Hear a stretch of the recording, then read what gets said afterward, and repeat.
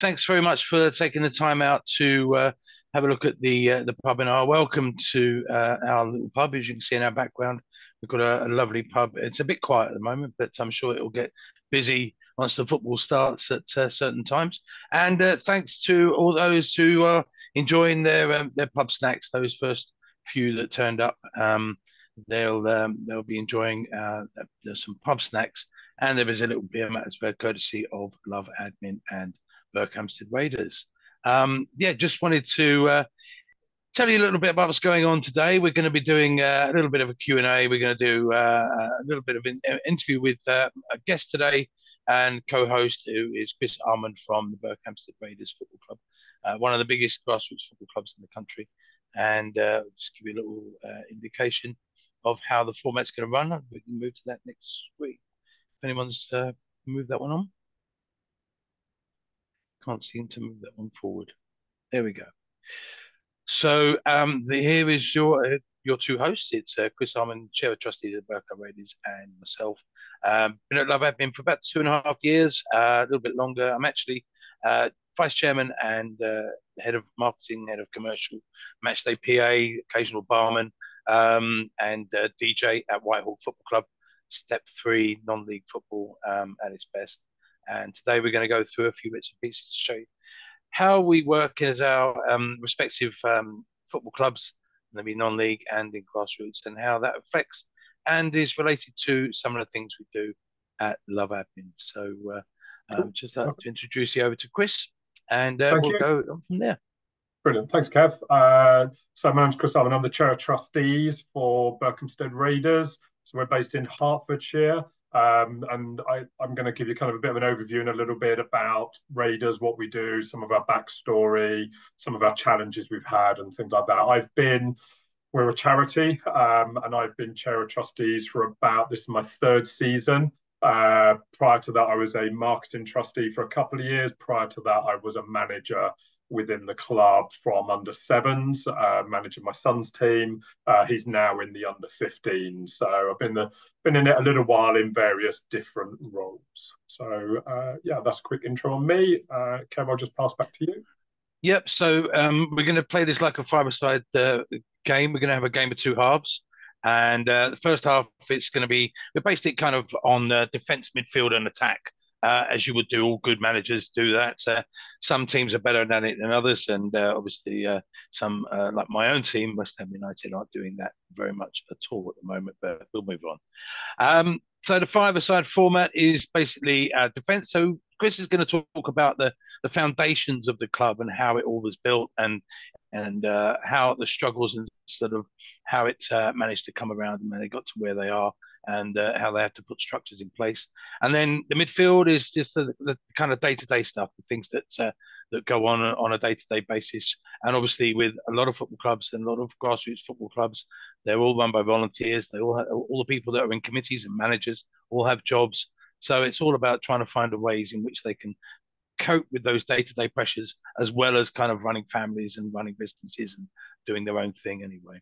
And then, attack going forward, how you attack, income, sponsorship, how you can move forward with things like that. And it's a fascinating story that Chris has, and they've produced the club itself is a fantastic club, and it's generating huge revenues. And I hope that Chris can give you an insight on how he's managed to get from where they started to where they are now. There'll be a little bit of a halftime quiz, 5 or 6 questions. I think it's 5 questions to test your knowledge of grassroots football and non-league football as well. And then second half, very similar, only I'll do it from a kind of non-league, LoveAdmin point of view, and I'll go through some of the things that have come up from my 20 years in the game, from Premier League right through to grassroots and non-league. And then there will be a bit of extra time, and there will be a man of the match, and it will be either a Berkhamsted Raider or a Whitehawk FC player. So that's something we can look forward to. And the extra time, quick fire questions. Hopefully, you can put some questions in the chat. We have got a few questions already from previous people, but there's plenty of opportunities for you to write something in the chat. Any questions that come up, I'm sure we'll be able to answer them at the end. that's the format. Cool. I'll hand you over to Chris, and we'll get going. Let's start with Berkhamsted Raiders and the history of the club. Cool. All right, thank you, Kevin. Just one quick one, Lauren. I think someone's posted up that on the Q&A that they can't hear. So I don't know if everyone else Okay. can or Can people let me raise know. their hand just to make sure that they can do the raise hand function, just to make sure that we know everyone can hear us? We'll see. Hopefully can. Danny's on as a panelist attendee, and she says she can hear. So hopefully Perfect. that's Okay, sorted. cool. Yeah. All right, super. Okay, so hopefully everyone can hear. So I am going to give you a bit of an overview on Berkhamsted Raiders. As I said, we are a club in Hertfordshire, West Hertfordshire. So we're on the Beds, Bucks, Hertfordshire borders, which creates some of its own minor challenges we have, which I'll talk briefly about. We have about 30, just over 1,350 members, so play-in members in our boys and girls youth teams. So the boys start at under sevens, go through to under 18s. The girls start at under eights, go through to under 18s. So our 1,350 members are purely those that are within teams, either as full play-in members with matches or training only.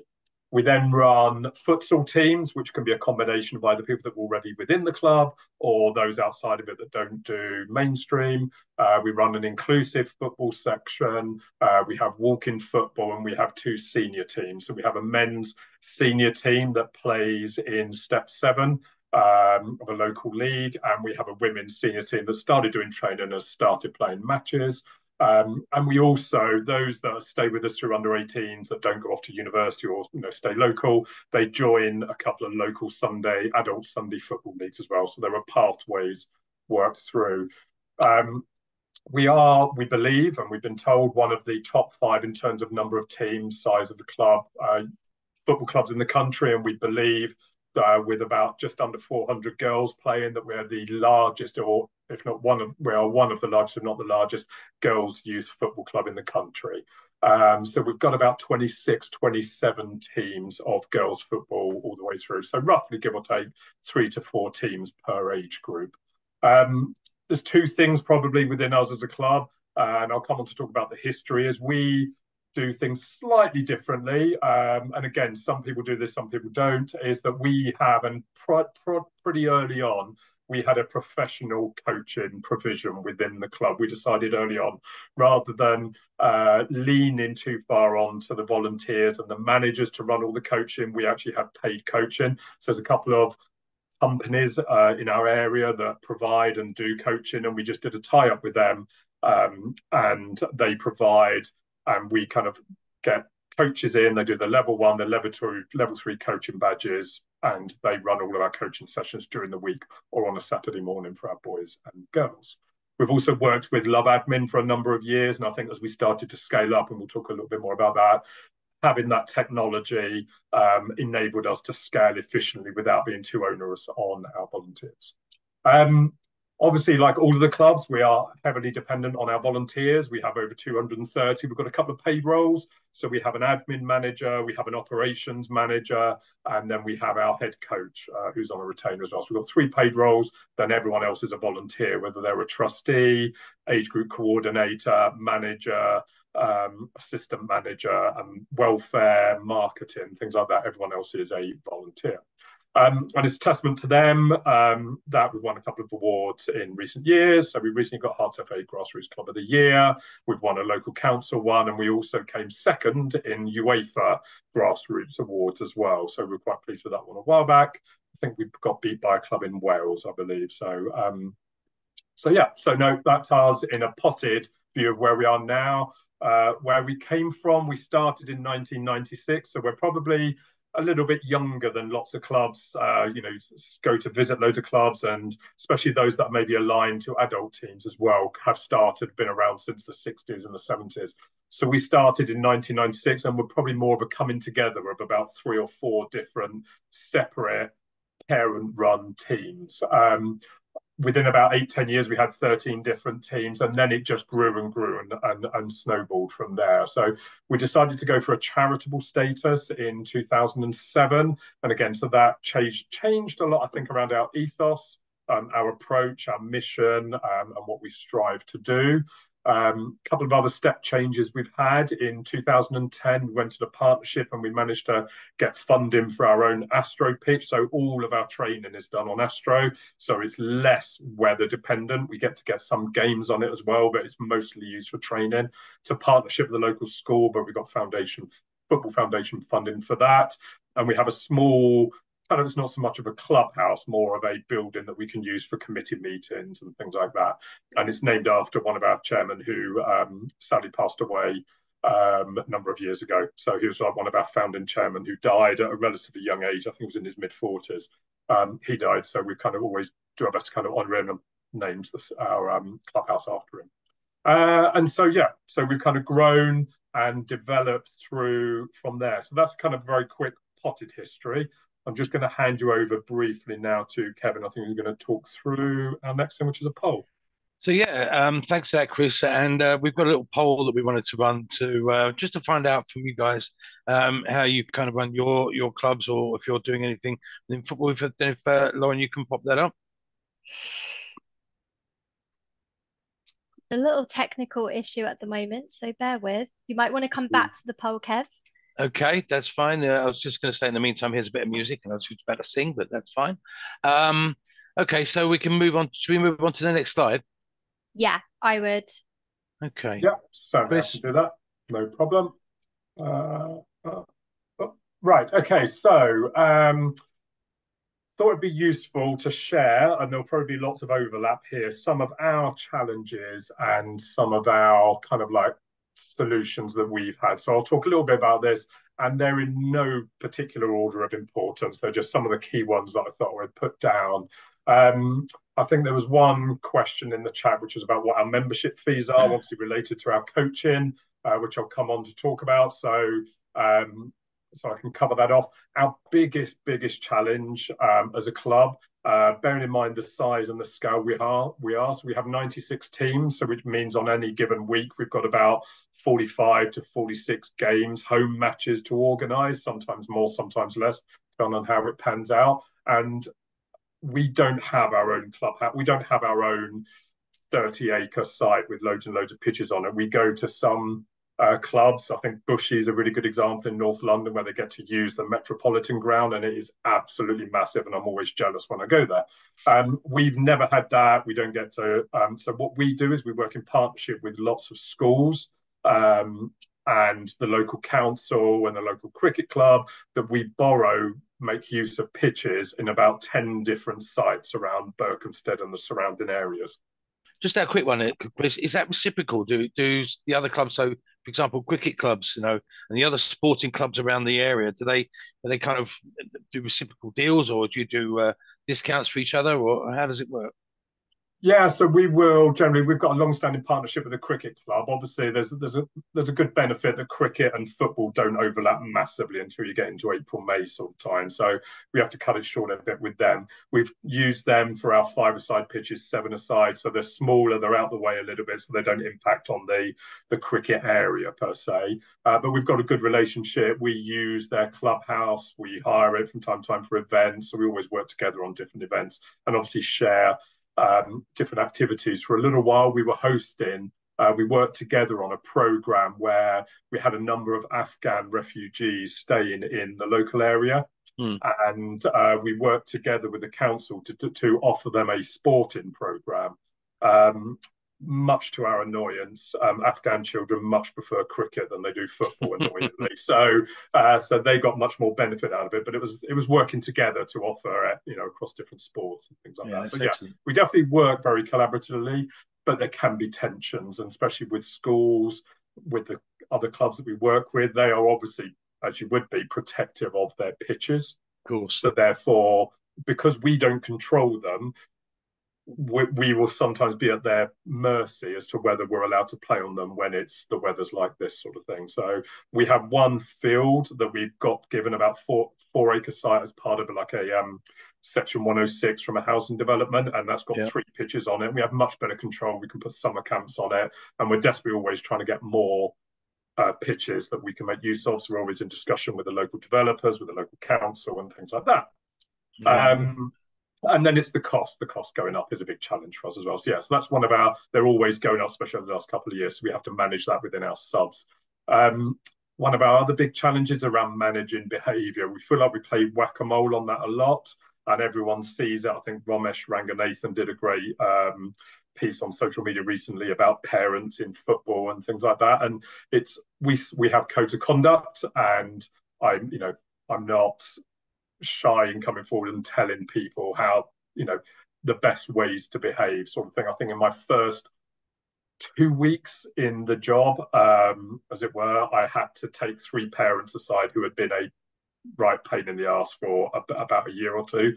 Every team, every club will have a problem age group or a problem team, primarily the parents, sometimes the managers, but more often not the parents. And it was very much about telling them, these are the codes of conduct, this is how you should behave on the touchline, and you can either like it, lump it, or leave, sort of thing. So we try to do it in a friendly way, but we do need to be strict about following respect behaviours.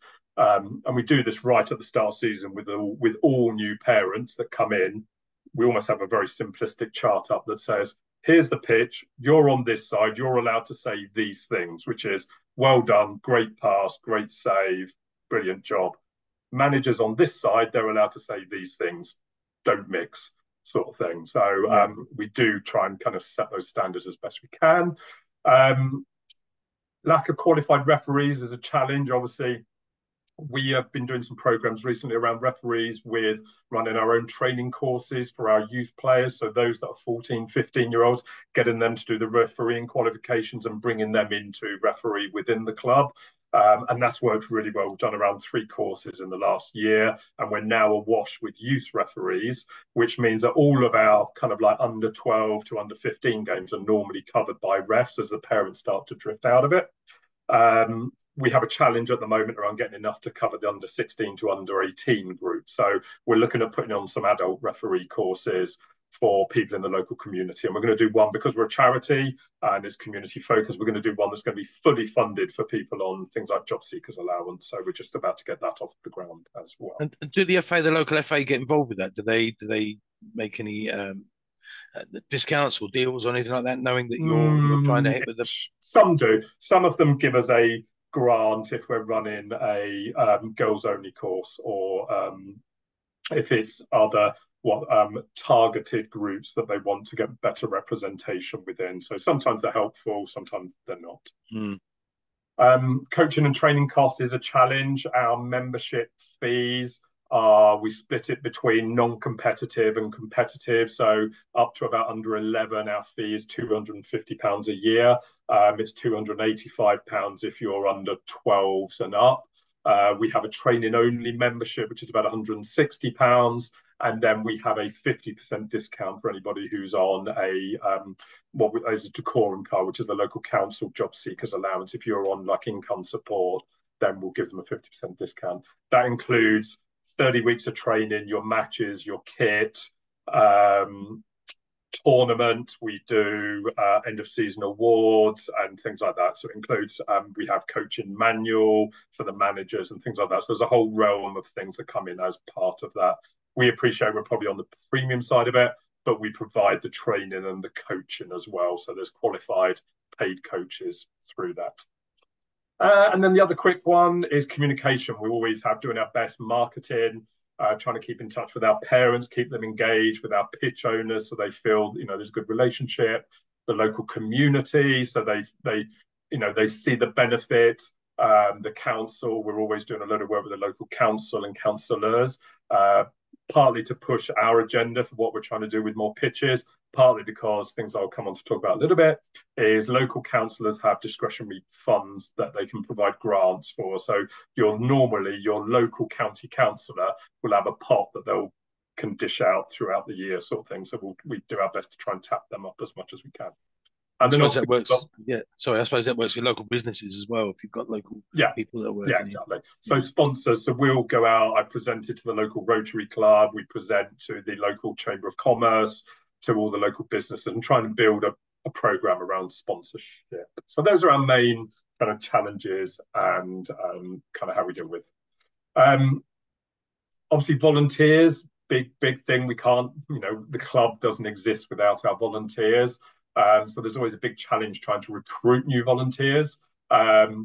One thing we do, and has worked exceptionally well for us over the years, is when we ask people to register. So we have a registration or an inquiry form on the website that gets fed through to the people that control that age group, and they will go into dialogue about whether their child would like to join the club.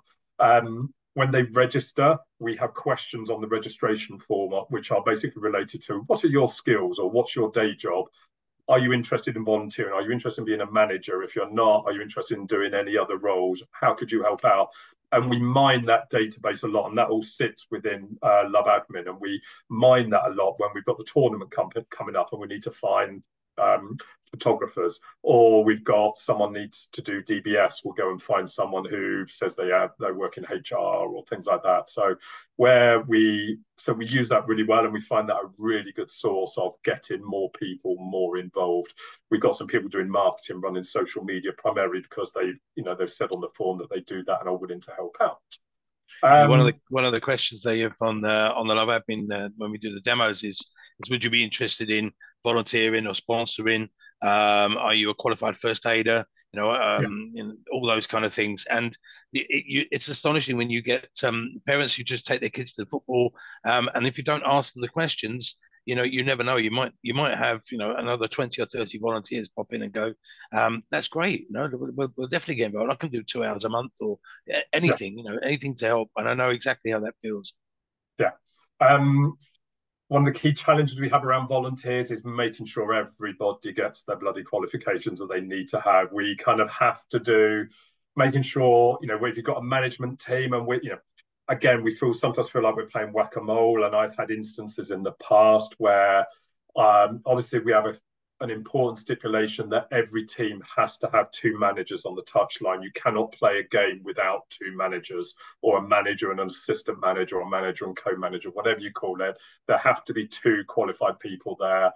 At least both have to be DBS. At least one has to have first aid. At least one has to have level 1 coaching.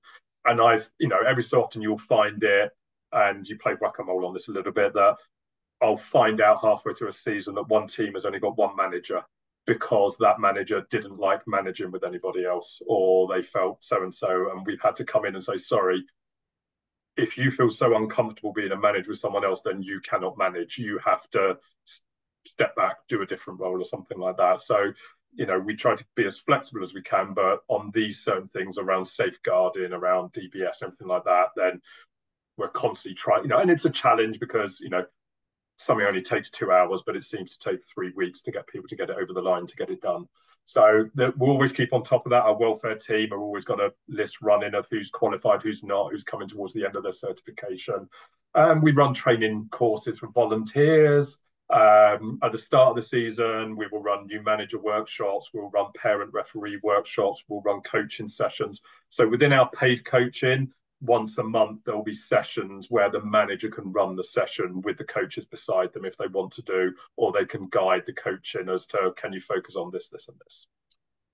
We just thank our volunteers as much as we can. So we run drinks, events, we socials and things like that. So we try and have a real thing of creating an environment where they feel valued, rather than it being a thankless task. And it's also, as everyone will probably know, it's about making sure that the football game on a Saturday or a Sunday isn't just some sort of a childcare drop-off point for the parents. It's that they're there, they're actively helping, they're actively setting up the goals so the manager doesn't have to do it. They're actively running the line if they need to, so the assistant manager doesn't have to do it and stuff like that. The amount of my son referees, and the amount of times I go with him and the team that he's refereeing doesn't have a linesman, so one of the assistant managers does it, just because they don't have that habit of getting the parents to help, sort of thing, or the parents have taken a step back. So yeah, volunteers, as we all know, is fundamentally key to run the club, but it has its challenges of how we keep on top of the numbers and motivation and rewarding. Thank you. Excellent. Yeah, I suppose it's the same when you've got parents there. Sometimes, and I've taken my son when he was younger to football sessions, and you're just standing around, sort of, you're making friends, but you're not actually actively being involved in the club. So, if someone can go around and just ask just for a couple of hours here and there, it makes such a difference. And I'm sure the people that are on the webinar are running clubs or academies are doing exactly the same. Just, helping people out and helping clubs out and helping the community is really rewarding. And, it really helps and helps those clubs survive. Yeah, yeah, no, definitely agree with that. Club events is a big thing for us, and this is where we found, for those that do use it will know, is things like using LoveAdmin. We find is a massive help with how we run our events. Obviously, with a club of the scale and the size we are, then we tend to run bigger events by nature, so that can become very time consuming and cumbersome. So we do them partly to engage with the community, partly to thank our members, and then partly for fundraising. So we run an end of season awards. It used to be a really torturous thing, bearing in mind 96 teams trying to get everybody to have their thing. We used to have a 1 hour per age group slot. And so the under sevens would start at 8:30, the under eights would start at 9:30, and then you're trying to combine boys and girls. And bearing in mind, in the under eights, we've got 8 teams in the boys and 4 or 5 teams in the girls, and they get an hour between 13 teams, so they're all given 3 minutes each.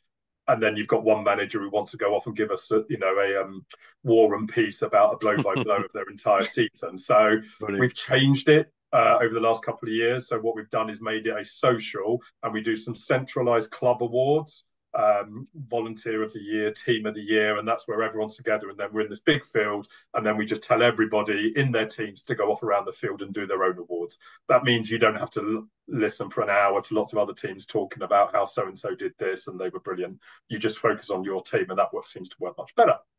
We have a summer tournament, comes up on the 8th and 9th of June. We have about 5,000 people across the weekend, about 280 odd teams, I think it is. And again, we use that. That's partly a great event, but it's also a money spinner as well. That's a fundraiser for us. I'm always looking to figure out how we can improve that. We used to do a brilliant tour down to Bournemouth every year, and then COVID got in the way, and we've just started bringing it back. Some different teams have done their own little thing. So we brought back a club tour this year for the first time in about 4 or 5 years. We were due to be going to Camber Sands, but then Pontins decided that they were closing it. There was a rumour they were going to hand it over to the government to use for asylum seekers, but then decided that it wasn't fit and suitable accommodation for them. So so we had to move, and we're going up to Rhyl in North Wales now, so at the beginning of May, which would be great. And we've used LoveAdmin for managing all of the payments and the subs and everything like that for everyone to do that. Just everyone register, everyone pays the deposit, everyone pays their full thing, so that works really well. Other events, we do a Christ screening day.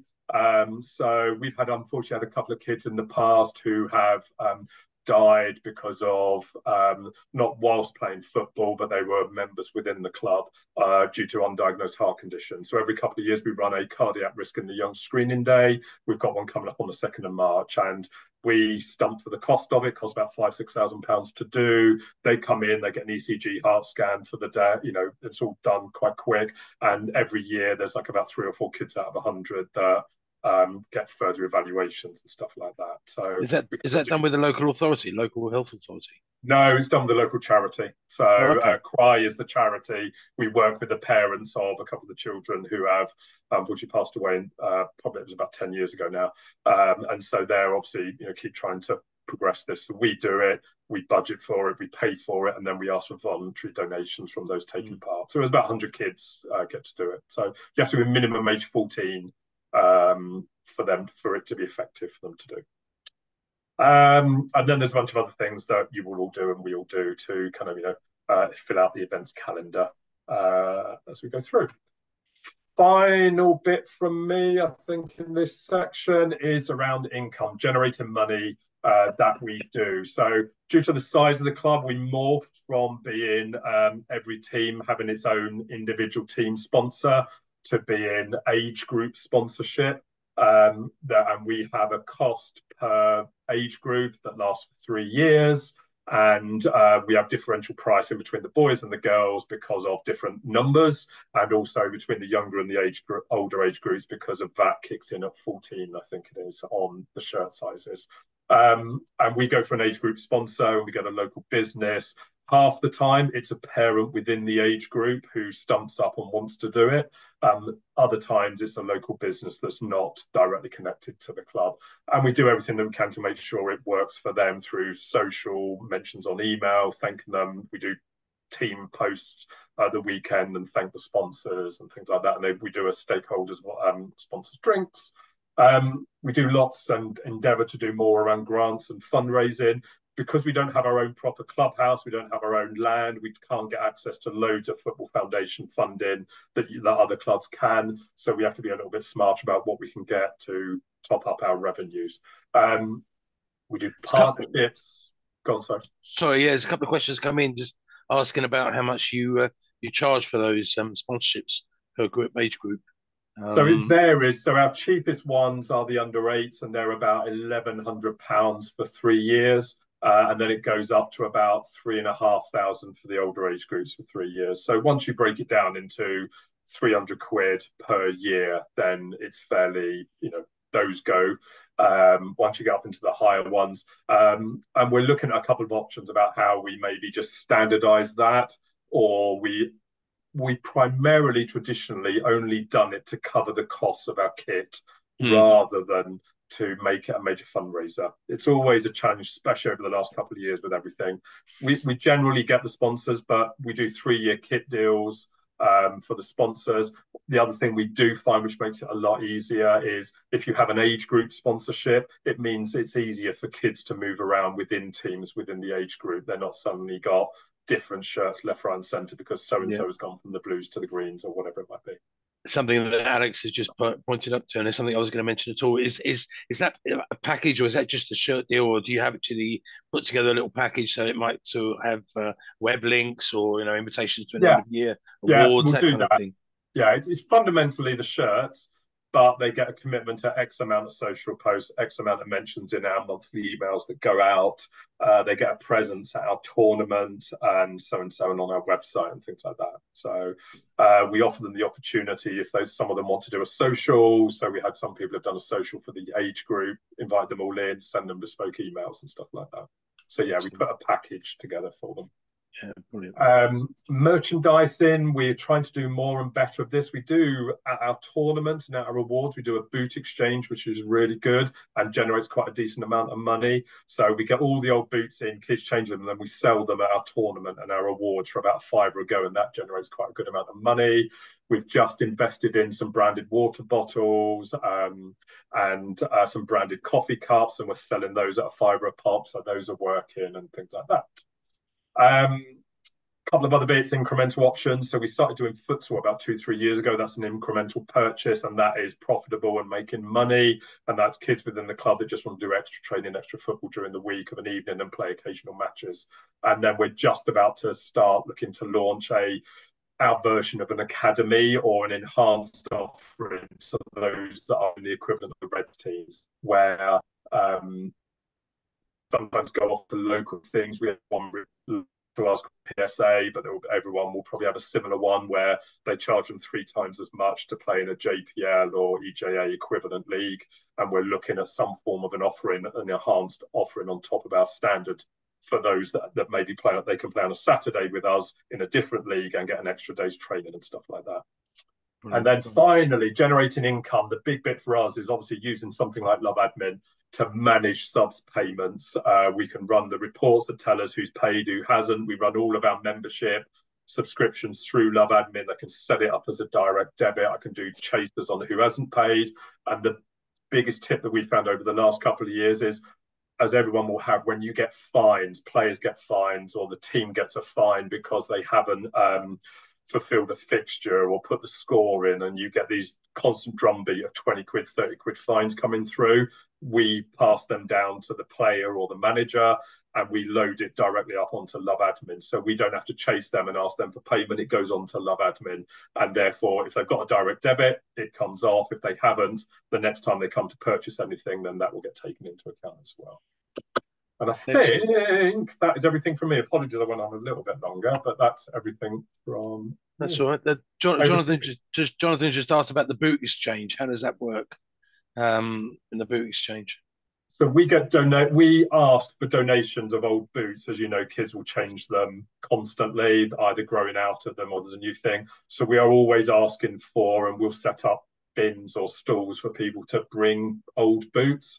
And then at the tournament, the awards, so we always seem to have a massive box of boots, various sizes. When we go to tournament awards, we'll have a stand or a tent, and we ask people to bring boots. And if they bring boots, they get a new set of boots for £3, and if they don't want it and they just want to buy them, then it's 5, 6 quid, I think. So it's kind of circular economy kind of stuff. Yeah, there's a company, a Utilita, who sponsor Luton and a few other clubs around the Premier League uh, and coincidentally Whitehawk, and they did a program called Football Rebooted, which is linked into the non-league website that they're working with, Grassroots Football UK. And basically, they're asking people to, parents to bring in their old disused boots. Everyone's got cupboards of old boots that don't fit anymore. They will then take Yeah, them and repurpose them and then send them out to people who perhaps can't afford them. So it yeah. takes, I think, up until last month, I think they've taken maybe 1 million pairs of boots away from landfill and just got them repurposed. So there is a really good program, and there's quite a few on Grassroots Football UK that can do the same. But it sounds as though you're doing an amazing job there, and you're building a real community there. And so thanks for all the insight there and Yeah, how I mean, you guys managed to run it. we have our challenges, obviously, as much as anybody else does, and other people on here or elsewhere will have cracked things that we are still struggling with, sort of thing. It's just these are some of the things we've seen, and we've managed to deal with some of it, or we're doing an okay job on, as it were. Yeah, no, it sounds like brilliant. Cool. All right, over to you. Good.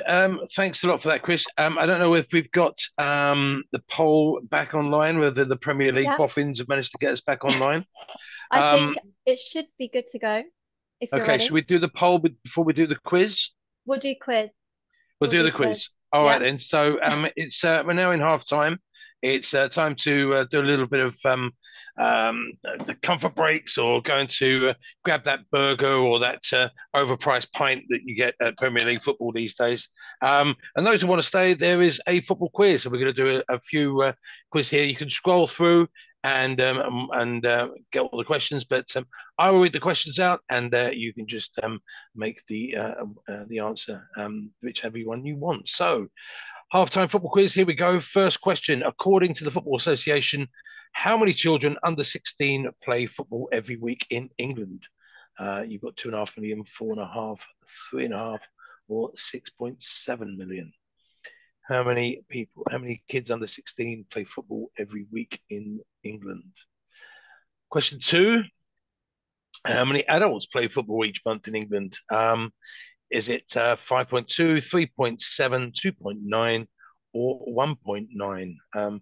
Either way, that's going to be, if you add any of those up, that's quite a few percentages of the population playing the beautiful game over the course of every month. Question three.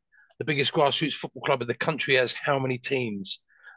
Is it 100 to 135, 135 to 150, 150 to 175, or more than 175? I mean, I suppose with Chris's close to 100 teams, that's pretty big and must be up there in the top 10. But yeah, there are even bigger that are probably turning over more than some non-league football clubs. But fantastic job. And question four. Who began their international football career at Ridgeway Rovers, one of the biggest grassroots football clubs in London? Was it Bukayo Saka, Declan Rice, Harry Kane, or David Beckham, who began their international football career at Ridgeway Rovers, easy for you to say, one of the biggest grassroots football clubs in London?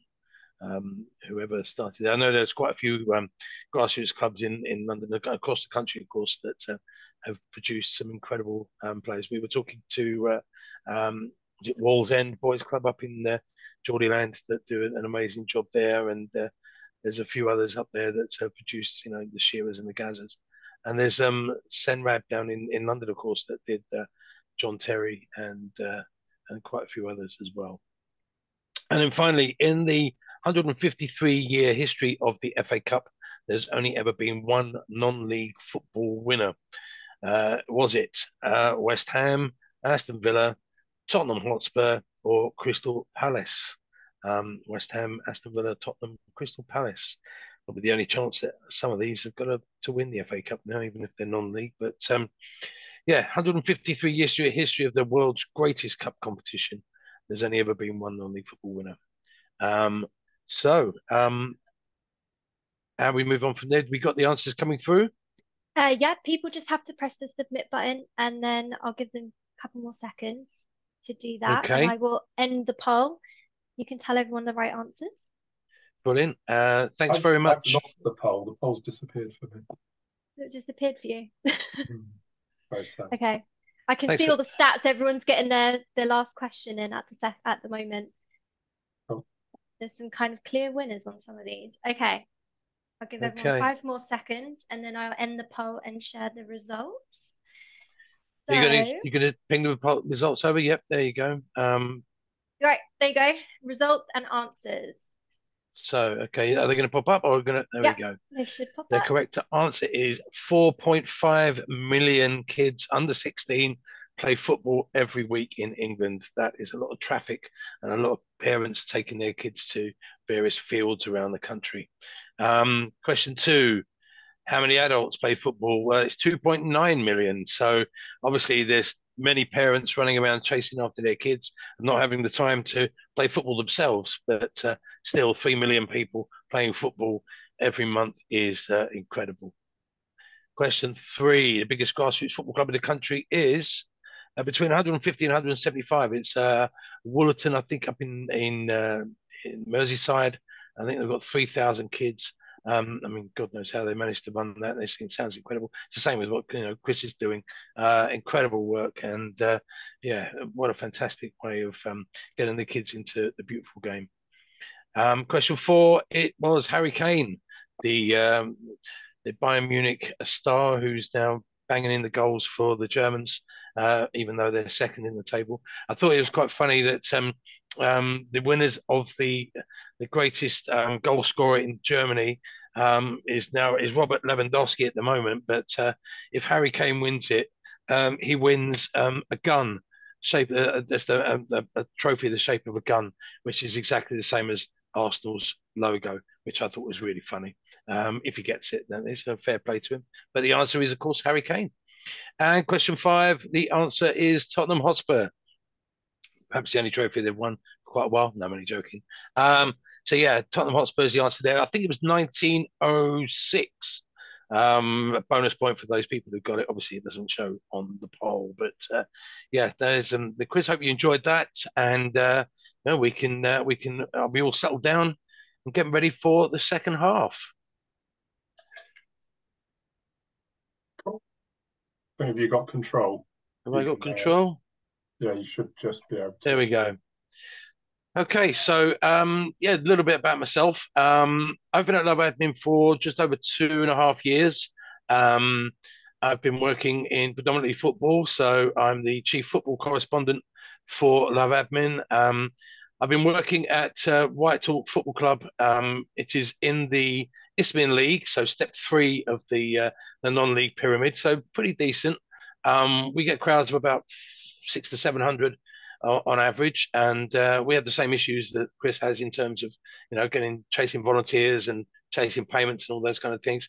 Something we're going to move on about later on, and I'll tell you a bit about committee meetings and generational change, which I'll explain a bit further. But before I was working at Whitehawk, I spent 4.5 years at Lewes Football Club, which is quite near Brighton, and was the CEO and the commercial manager there, and had a great time. They were a community interest company, and they were the first club in the world actually to equalise the pay budgets between the men and the women. So the women's team who are in the championship actually get paid the same as the men who are in step 7 of the Premier League. And when it first started, there was a bit of a hoo-ha. Obviously, there's a lot of change going on with some of the old regulars who didn't quite like it, seeing all this newfangled women's football coming through. But the irony is now it's the women that are paying the men and using their money to pay the men their wages as well. So yeah, it's a great little club, and had a great time there. But before that, I was at the other end. I was 6.5 years at Crystal Palace in the Championship and then the Premier League. I went through everything there. I was in the commercial team there, so we were selling sponsorship and boxes and hospitality. I was hosting hospitality rooms as well. And if you've seen the film Palace Till I Die, you'll see that I'm there with Ian Holloway when he was gaffer there. Used to do almost a little double act when we were doing. Used to do all his team talks to the diners, and had a great time there, and got them all going.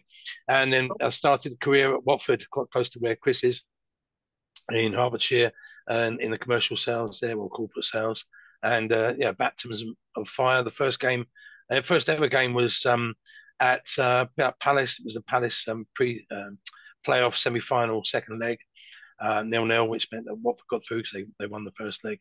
Second game was at the Millennium Stadium against Leeds United, and they won 3-0. Within 2 weeks, I was being paraded on the top deck of a bus, having got promoted to the Premier League. And my first ever game in the league was Manchester United at home in front of 800 million people. No pressure, but it's like you just get, as you know, if you win the beautiful game, you get hooked. And I didn't start till I was about 39, 40. So it was a fantastic start, and I just love every part of it. And when I joined LoveAdmin, I wanted to try and help as many different clubs at various levels as I could. So let's go. So today, my side of it, of this particular webinar, we're going to talk about my defence and midfield and attack.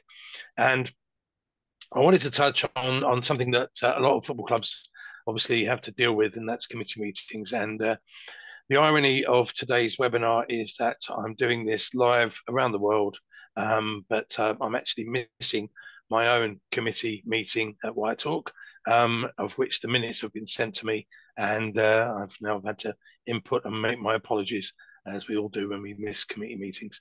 But they are the bedrock of all clubs, and they're the ones that they start their clubs, and you have to, as Chris said, get various people to do various jobs. Some people do a lot of jobs within their own environment, and some are on the periphery. I was doing a LoveAdmin demo to a football club yesterday, and the secretary was doing the treasurer's job, and they were sending out invoices every month, and you could tell that they were doing stuff with the whole game system and just trying to do as much as they could within the committee. The other 3 or 4 people on the demo were just looking at them almost like embarrassed, because this poor woman was doing everything. And when we told her that we could help her out with LoveAdmin and make payments a lot easier, she was almost in tears, which was amazing. She did an incredible job. She had about 30 clubs as well. And I've done demos to various different types. I've done people, because people don't have the time to do these things as much as they used to. So you'll see that, the younger members of the committees are always busy doing stuff. I've done demos to people in the evenings, because a lot of people are working during the day, and they're cooking dinner, and they've got their phone on the oven, and they're cooking dinner while they're watching me do a demo. Or I had one guy changing a baby's nappy while they were listening to doing a demo. I've been in board meetings and had a computer at the end of the long table where they're all staring at me. And I've been in clubhouses where everyone's standing there as if they're sitting down watching the big screen, as if they're watching a drama. Hopefully it wasn't a drama, but they're all sitting there with their pints, and it's incredible. So it's just about, everyone wants to do it. Everyone loves to play Football Manager. We all love to play this beautiful game, and we all want to try and do the best we can with it. And those meetings should be, yes, they should be structured, and yes, you've got lots of important things to discuss, and you've got a lot of responsibility within your community, but you can make it as productive and proactive and fun as well. At Lewis, they used to bring in cakes and biscuits, and we used to sit there at 5 o'clock and then not leave until 11:30, and thought, well, we might as well open the bar and spend 5 hours talking about all various things. Sometimes it's just an opportunity to get to meet, to catch up with each other. Everyone had their own little responsibility. They do a little report, and they can discuss how things can be moved forward. Ultimately, we all end up saying that we don't have any money. So let's find out how we can generate new revenue as well. So the bedrock of all these clubs, and it's the same for soccer schools and and academies as well. Academies and soccer schools are usually set up by coaches with massive ambition. They really want to go out and do things, but all they want to do is coach the kids. They don't have a structure as such. So it's difficult to get that organised. And again, systems like LoveAdmin are there to make it easy for a lot of people. And it also gives an opportunity to kind of delegate various roles within the structure of a football club, however big or however small. Cool. Thank you. Do you want to move it forward? Yes, please. So into midfield, and this is kind of the crux of what's going on, not just in football, but kind of in society as well. You have a turn of the century, and they always used to say that, when Queen Victoria died, there was a new era. And then, you get to the 20th century and you've got a new era going into the 21st. And we're of the generation pre-computer as much as we are post-computer. But there are, the next generation is coming where the internet has always been a part of their lives. So in terms of how that works in society, we're seeing that change now. But in football and in sport, you're seeing that as well. You've got a lot of committees or a lot of football clubs that have been going for 30, 40, 50 years, and perhaps started by someone who was, it was all paper forms and having those sign-up days where you have long trestle tables and everyone starts at the front bit, but they sign in their names and get all the information that they need. They pay the money, they pick up the kit, and then they're like a conveyor belt. It's gone. It's all done in a day. You end up with the little committee with piles of paper to input into an Excel spreadsheet and a big pile of money that they take to the bank in a jar, but it worked, and it works perfectly. It worked perfectly for the time.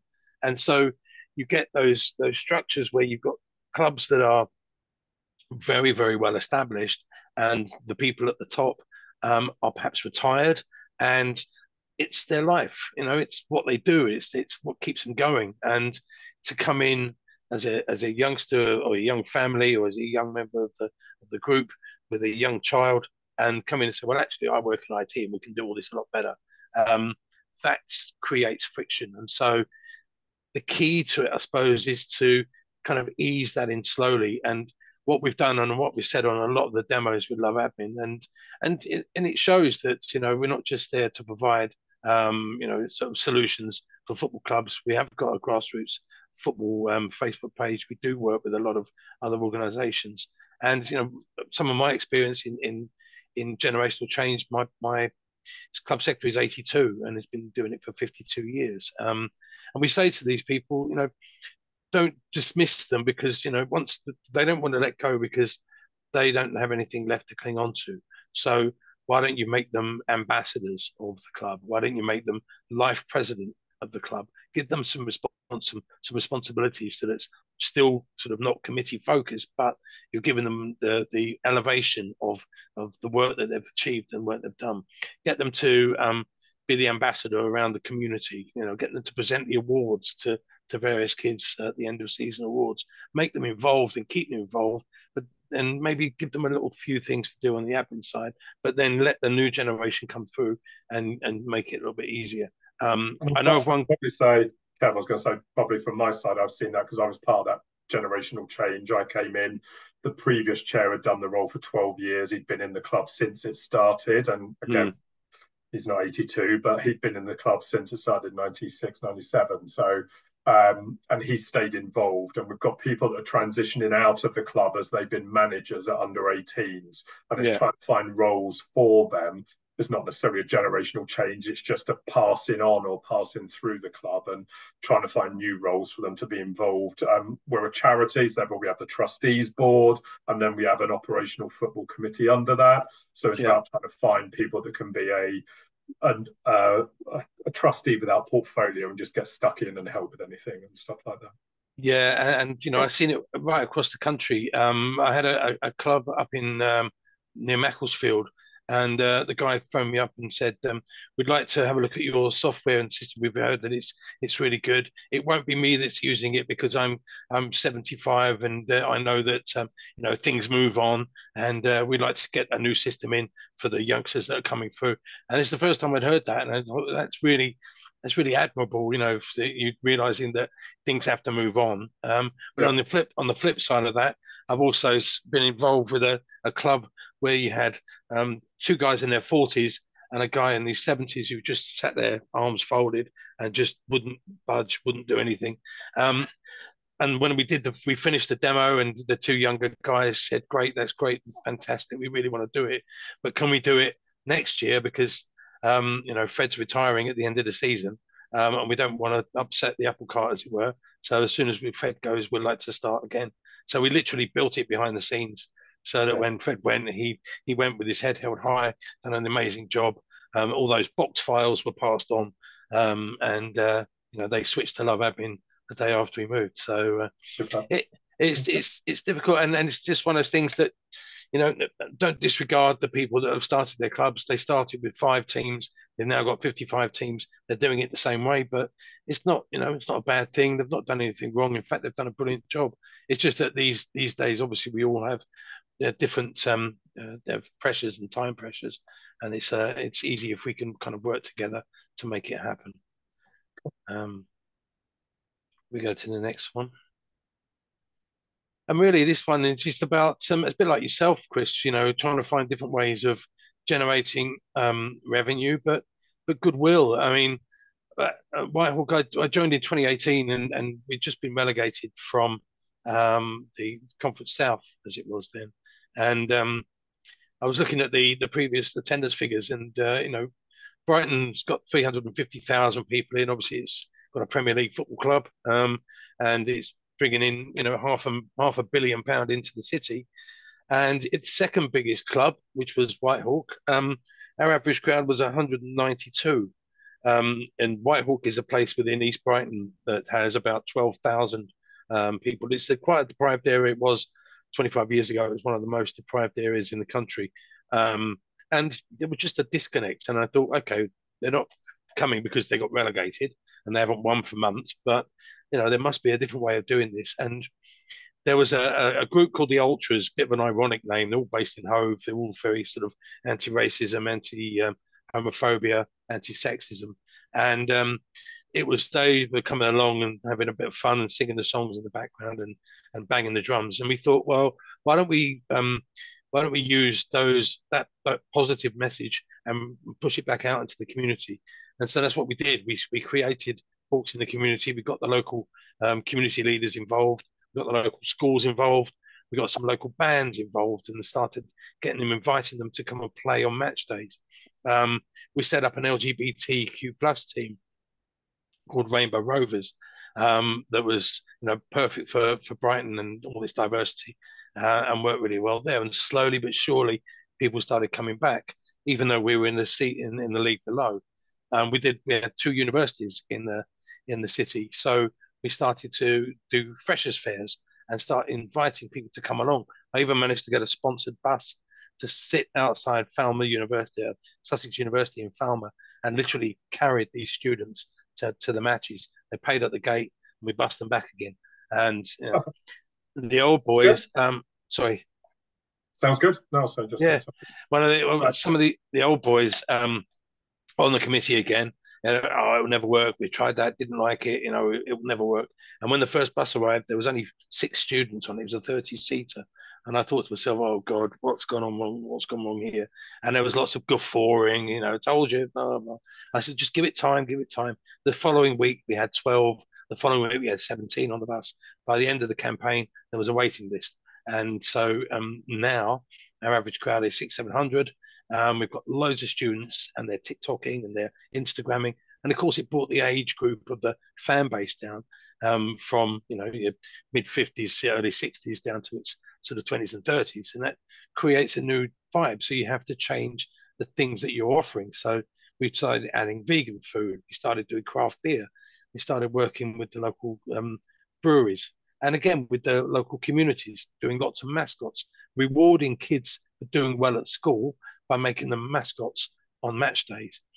And that was brilliant, you know. And all these things that we try to do is to bring more people to football, but not just to watch the football. It's not really about that. It's about community. we had a woman that came in and said, "Oh, I don't usually go to football matches. My husband takes my son and daughter to matches, and I have a bit of time on my own, and I go out and meet with the girls." I said, "Well, why don't you come down? Come down. You probably know a lot of people." And so she came down one Saturday, and I said, "Well, there you go. Look, what do you think?" She goes, "I know so many people. I can't believe it." I said, "It's your club. It's your community. This is what it's all about, you know." So they loved it so much. A couple of proseccos later, I made them buy season tickets for the rest of the season, and yeah, and it's those kind of things. So we create volunteer days, we do family fun days, we do quiz nights and race nights, we do non-league day, which is coming up in a month's time, where there's an international break, and it's a time for all those Premier League and Championship fans to go and support their local club. And so we'll have a lot of Brighton fans come down for our game against top of the table Hornchurch on the 23rd of March. But we've got live bands, we've got face painting. We're gonna run a food bank as well, food bank collection for the local community. And we're going to do it all for prostate cancer. So all the things that you need as elements of what is essentially a seventh tier non-league football club, but because of its community and because of the things that we want to do for it, it creates a real special time. And it's the same for for grassroots as well. You've got communities, you've got fields, you've got areas that you want to bring those people together in, and it's about working together and being part of everything that makes it so attractive and so much of a passion. Okay. Thank you. That's great. Good. I think, are we there with next bit? I think we are done for our part, aren't we? So yep, I think so. I think now we're into referee. We're just going into a bit of extra time here. I can sense them. The VAR has just been in touch. They're still working out how to switch the computers on, so we might take a little time here. But it could end up with VAR. It could end up with 35 minutes of extra time, but no, it won't. So yeah, thanks for all your questions, and I hope you've enjoyed some of the things we've been talking about tonight. And there are some questions that have come through, I think, of there, Lauren. Yeah. There's a couple of questions in the chat. So Neil has asked, what's the difference? What difference did the change from non-profit club to a charity make? So I guess that's directed to you, Chris. Yes, I think it was twofold. I think there were some financial benefits in how we run the club and the rigor within the club, and it also, I think, just better defined kind of what we do and how we operate and the ethos that we have as well. So it was partly financial from being a charity. Obviously, it had slightly more regulatory things about being our accounts and everything like that. I believe there was some financial benefit in terms of what we can gift aid. Parts of our membership fees we can gift aid. So I think there was definitely a financial benefit to it as far as I'm aware. But then also it for want of a better word, professionalize what we did. We had to come up with a mission. Everything we do is community based and was driven by that, and almost being a charity changed the ethos of the club more. So that's probably the main changes that we saw within it. Part financial, part ethos. Yeah. We have another question here from Carl. So he said, I'm interested in pitch allocations. We currently have a shared calendar between myself and the chairman that we allocate each week, but I'm interested just to know how others do it. Yeah, so we do it as we have a paid role operations manager. So it used to be volunteer led, and then we got an operations manager, and it's basically his job to manage all of the pitches that we have, the team. So as I say, on any given week, there'll be 40 odd teams. His task Monday morning is getting all of the fixtures downloaded from full time, who's playing where, what games are on, and then he allocates the pitches, and he's kind of got a Rain Man-esque knowledge of all of the pitches, what's on there, the timings. There's big challenges obviously around giving enough time from the first game to the second to the third game sometimes. So he will allocate all of the pitches Monday morning. We will allocate all the referees on a Wednesday after the league appointments, and then on a Thursday and a Friday we'll be dealing with whether the pitches are actually playable because they're waterlogged or not. So we also work on a spreadsheet. We work on an Excel shared drive that for those that are working on it, and then we send a hard copy out to all of the managers on a Monday, with which always by Monday lunchtime they get where they're playing that week, and then Wednesday they'll get their referee allocation as well for those that are in the under 12s now. Thanks. Another question we have here. So Neil is a club secretary at a club who has 48 teams with 13 girl teams. My question is, how do you... Oh, we've done that one. We've got another one. Yep. We know we touched briefly on it earlier, but could you tell us a little bit about the committee hierarchies we have? Yes, so we've got a board of trustees. There's 10 of us. Myself as chair of trustees. We've got a governance person. And then we go into functional roles. So we've got a marketing trustee, welfare trustee, HR trustee. We have a head of boys trustee and a head of girls trustee. And then we have an independent trustee. And then we are just at the moment looking at bringing in maybe 2 or 3 that are ex people that have been within Raiders that want to stay involved, that they might be, I think going to term it like trustee without portfolio. So they'll just be wise, as Kevin was talking about earlier, wise counsel, and they will use their experience. We're looking at bringing in, potentially having someone as a head of adult football, and include pathways out from the under 18s into adult football as well.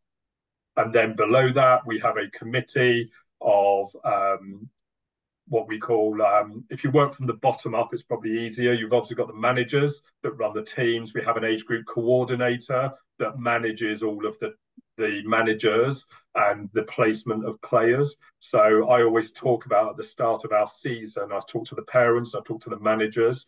One of the key things as an ethos is that our age group coordinators, I always say, own the children. The managers merely borrow them. Sometimes you will have it where a manager will get very protective of their kids and won't share them, don't think they should be moved around. The managers don't get a control over which kids are in their team. They are just given the kids to use. We do the FA 4-corner model. We get all of the managers and the coaches to input the scores or marks of the players through the season. We do it a couple of times so that can allow us to adjust the teams to better balance or move kids up that are improving, move kids down if we feel they would benefit from it. But it's the age group coordinators that own the children per se in terms of what teams they play in and where we do movements around. So you have age group coordinators, and then we have phase leads that sit above them, that sit on a committee, and there'll be a head of non-competitive, head of competitive, and they will sit on an operational committee with a couple of the people who are trustees and a couple of other people. And they're doing all the whack-a-moling of issues and thinking about stuff in the short to medium term, whereas the trustees ideally are thinking medium to long term. So that's broadly, and then you've got the paid roles alongside it. A couple more questions have just come in as well. So Paul's asked, do you have a manager's / coach's code of conduct at your club? We do. We've got codes of conduct. They're on our website. So we have our main website is berkhamstedraiders.com, and then we have a volunteer or manager focus one, which is called Know-How. So I think it's knowhow.berkhamstedraiders, I think. And that's where we host all of our pitch maps, codes of conduct, anything that's Q&A related that people ask. We always send them to Know-How and update it. Most of it's up to date, some's out of date. But yeah, we have a code of conduct that's a form that we give to everybody. There's a player one, a parent one, a volunteer one, a manager one, so-and-so. So yeah, there's all different codes of conduct. We share those at the start of their journey, and we share them and links to them at regular points throughout as well. So there is no doubt what is permitted, allowed, encouraged. This one probably goes out to both of you, but this was when you guys were talking about volunteers. How do you get them to attend? How do you encourage attendance from volunteers? For me, it's a little bit like the old press gang. You just woo them in with perhaps a bit of food and say that's it. Lock the door behind them and say that's it. You're in. No, it's you just have to kind of use your enthusiasm, I suppose. You can't force anyone to help out. But the volunteer days are really good. We do it in the summer, and we'll get some sponsorship to get some paint and do some touching up around the ground. Or the clubhouse, and we'll just invite people to come in and what can you do? Can you brush? Can you paint this wall? Yes, you can paint this wall. That's it. And then there's a little bit of pride when they walk past that wall every time on matches and say, well, I did that. You just got to try and encourage people. We incentivize as well. You know, anyone who comes along will get a season ticket and a season ticket for their friends as well. And we'll also give out food and drink on the day. So you know, we look after them in that respect. And it's you know, it's just a case of just trying to get as many people enthused about football and getting involved in their community as possible. I suppose for Chris, he's got quite a few candidates in terms of parents, but again, it's difficult to get that kind of enthusiasm together, isn't it? Yeah, we do it where as you're coming in at under sevens, under eights, we're quite blatant, I would say, in saying if we don't have enough people stepping forward to be managers, we can't run the teams. So under sevens, under eights, generally you'll draw them in and some rotate around, some stay all the way through. Lots of them do, some drift off and out. But yeah, generally managers, assistant managers, everyone seems keen. We're having a really good thing at the moment about getting more women involved as well, which is working really well. And that isn't just, you know, that's women in managing and coaching roles and not just in the girls' side. It's across the boys. I think our under-8 Reds team is managed by two women within the club. Their kids, their boys play, and is creating a really good feedback loop of other people seeing them doing it and others coming forward to do it. So that's working quite well as well at the moment. Cool. Perfect. And we've had a few suggestions for features as well to add to the LoveAdmin system. So for pitch allocation, which I think is a really good idea. So we'll definitely be hassling the developers tomorrow morning. Don't you guys? I did see that. I did see that from Carl. Carl at I think that's Carl from the brilliant Nest and Nomads that work with LoveAdmin. It is on the radar, Carl. We are working to build a 3G booking site and a pitch booking site. There was a team management function coming along, and we're always, you know, trying to adapt the system to get things even better. So it's on the roadmap, but we're not sure quite when yet. And final question, just one quickly popped through from Jason. Do you guys offer discounts to managers and volunteers kids memberships? So we don't. It gets asked about from time to time, but the challenge is with 230 people, offering some form of a discount would start to impact thing, and it would either be a token gesture. So what we do is we try and do more, lean into doing more for the volunteers to thank them as part of it. And the vast majority of them are not in it for the money or the discount. Every so often it comes up as a question, but we say we don't. But what we do is we do this for you, this with you, and so. That makes it a better kind of experience, sort of thing. Perfect. Well, I think that rounds up our football Pubinar. Brilliant. Thank you very much. Thanks. There's one on there that was on the Q&A part, which was around kids refereeing kids. I think someone asked. Well done. So I was talking there about, obviously, we have 14 to 15-year-olds that do the refereeing course. You cannot referee an age group. I think they have to be at least a year younger. Normally, we try and do 2 years younger. It generally works. And I've always said most of the kids, not all, but quite a lot of them can have younger brothers or younger sisters. And I will always start off with some of them saying something like, you wouldn't take any nonsense off your younger brother or sister, so don't take any nonsense off any of these lot, whether that's a girl. Girls tend to referee boys' games on a Sunday because they're playing on a Saturday. Boys tend to referee girls' games. Girls' games, as you can imagine, generally tend to be better natured. Boys' games when testosterone kicks in tend to be a little bit more argumentative. But because there's normally a 2-year age gap, it generally works well. It's more often than not the parents and some grumpy managers that can cause more challenges for our youth referees than it is kids. And the only other final one I saw was the open door policy for children. We have a waiting list, and that's just because we're constrained by numbers. We don't, we stream within our age groups from reds to blacks and silver teams. So we do streaming, light streaming at under sevens, under eights, and then progressively more streaming. But we have different models. One age group might have a reds team, blue and green equal, and then a whites team, or others might be quite linear. but they start off all mixed up, all schools mixed, all abilities mixed, and then we do light streaming in the first couple of years.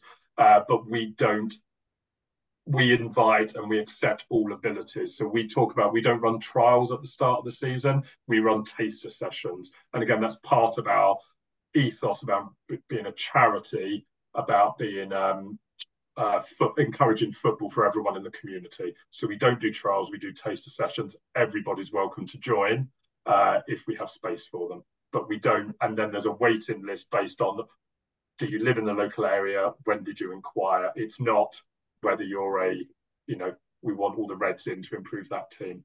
There'll be slight tweaks we'll make where if someone's a goalkeeper, we desperately need a goalkeeper in a team and stuff like that, but that's rare. I think that's pretty much everything, I think. Brilliant. And if there are any other questions that we missed out, I'm sure we can answer them when we send out the messages, or we can put them online and make them. Can we just nip back to the screen before? You can just check out the Berkhamsted Raiders case study. If you go to the LoveAdmin.com website and click on customer stories. As I say, there's Love Football community on Facebook as well. It would be great to join. I mean, there's a load of stuff going on there. Lots of people put in things about how to gain grants and how to do some bid writing and things like that. There's always things about some of the big supermarkets who are sending out grants around the country. And it's always good to just keep talking with people, it makes it more easy, and you can always pick up a bit of advice from other people around the country.